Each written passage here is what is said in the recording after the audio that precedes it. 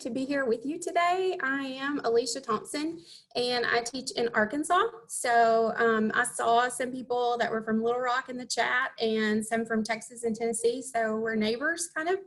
I am a high school math teacher and I also have some elementary background. So I think the things I will share with you today can be used across all levels in case you're not just high school people. I'm going to share some of my favorite distance learning activities that I incorporated into this distance learning time. So I'll share some social emotional learning, some real life skills, and some math in everyday life. So I don't know about you, but the last time I saw my students in my classroom was March 13th. It became very apparent to me soon after that, like once we jumped into this online environment, that, you know, as if it wasn't apparent before, that school and math especially was not my students' top priority. And it was understandable because I had students who suddenly became the main caregivers for their younger siblings or their cousins. I had students who had been working 20 hours a week and they suddenly were working 65 hours a week because they, you know, were working like at Dollar General or something.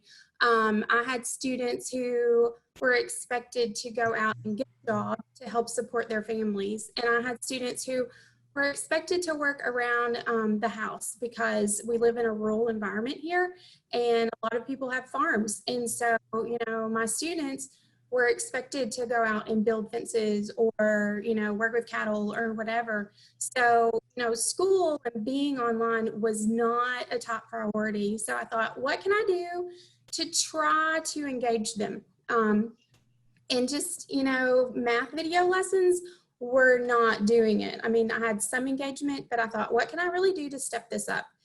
And so I'm going to share 3 of my favorite activities with you. And the first one is real simple, and I'm sure you've heard of it. You can Google it and find all kinds of resources on Zoom Scavenger Hunts. So I'm just going to tell you how I did it, and it's a very simple approach to a scavenger hunt. Whoever showed up to my Zoom, whenever I had them, I had Zooms with a particular class like once a week, and whoever showed up, we would play a scavenger hunt. And so what I would do is either call on a student to start, or I would start it, and we would just call out a letter, you know. So for example, you know, if the letter was L, then everybody had to go find some item from their environment that started with an L. So, you know, mine might be lotion, you know, for example. And they would bring their items back and then have some share time, you know, tell us about their item. And that just kind of helped build community, and it gave them a voice. I mean, it might be sharing about something as silly as lotion or, you know, a book or whatever. Books are not silly, but it gave them a voice. It gave them time to build some community and feel those connections. And I think we can all agree that during this time when we're a lot of us, you know, are, you know, locked in a house kind of, and we're not interacting with people, that's really important. So, you know, I'm a big proponent of Zoom scavenger hunts, and you can do them lots of ways. Keep score, you know, set timers, whatever. So the next thing I'm going to show you is a tic-tac-toe choice board. And this was actually my last assignment that I posted for this online learning time. And I'm going to click on this, and it's going to show you what I'm talking about.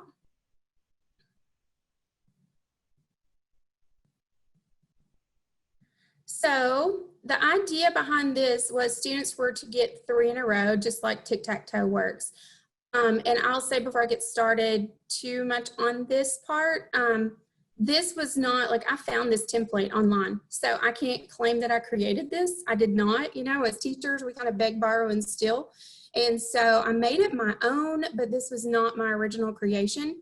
So on this choice board, you will see, you know, they had 8 different activities to choose from.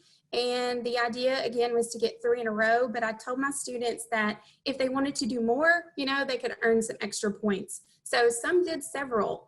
And I personalized it with our school mascot. The idea was they were going to copy and paste that into the boxes that they did. So you'll see, you know, learn how to change a tire. And I embedded a link where they could go and watch a video about how to change a tire. Find a cookbook or look here for recipes. And I had a few links for recipes. You know, plan and cook a meal for your family. Learn how to sew a button. You'll see, you know, budgeting, of course, that, you know, there's some math there. Lots of different real life experiences here that, you know, I thought would be relevant to them. And I had students who participated in this who usually wouldn't do their math in the classroom, but now, you know, they would send me a video of them changing a tire, or a video of them cooking a meal, you know. So lots of different real life skills there.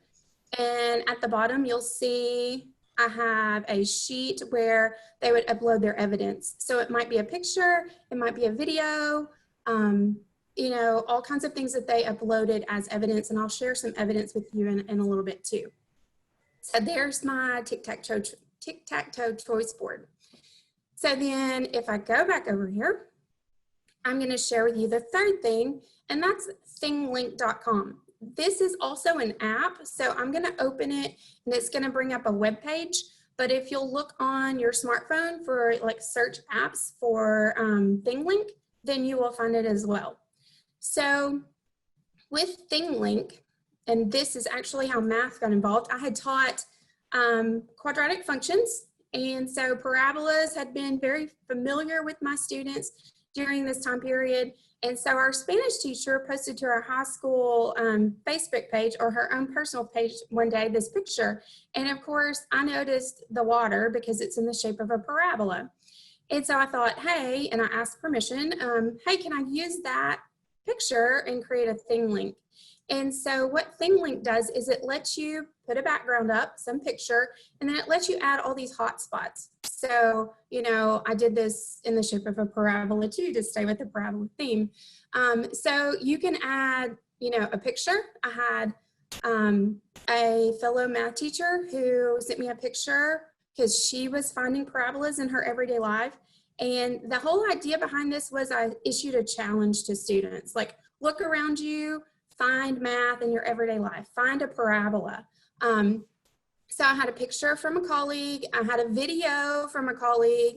I'm gonna play this real quick because you'll see that it does work. You can embed YouTube videos, and I'm not gonna play the whole thing, but you'll just see that it does, you know, it does actually work. And I'm gonna stop that for time's sake.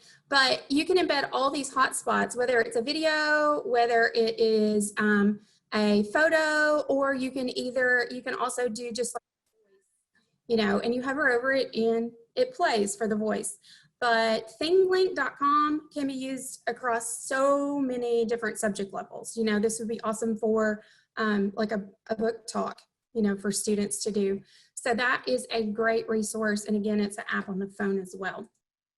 So then I'm going to move on into my next slide, which is my favorite slide because it shows some of the evidence that students provided. So with that ThingLink, students were supposed to, their challenge for that week was to send me some kind of evidence of parabolas in their life.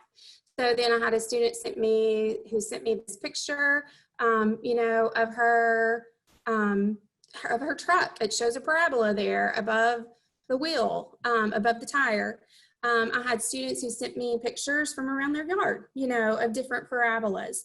Had pictures of, you know, McDonald's arches and all kinds of things. So that's some of the actual pictures students sent. And then these other pictures are some of the evidence from the tic-tac-toe board. So, you know, you'll see a student changing a tire. You'll see the recipe and the student cooking that recipe. And then some other, you know, cooking pictures. And then also, if you look at the tic-tac-toe board, if I can talk, tic-tac-toe board, there was nothing about yard work on there, but I had a student that said, hey, I don't have, you know, any cast iron skillets, and I need that space. So can I do like a video or pictures that show me weed eating and how to weed eat around my yard? And I said, sure, because that's a real life skill too. So with all of these, you know, hopefully you can tell that it's relevant. They're activities that the students enjoyed, very relevant, and we brought some math in there too. So I hope through that you have found something, or you will find something that you can use in your own classroom. Thank you. Have a great day.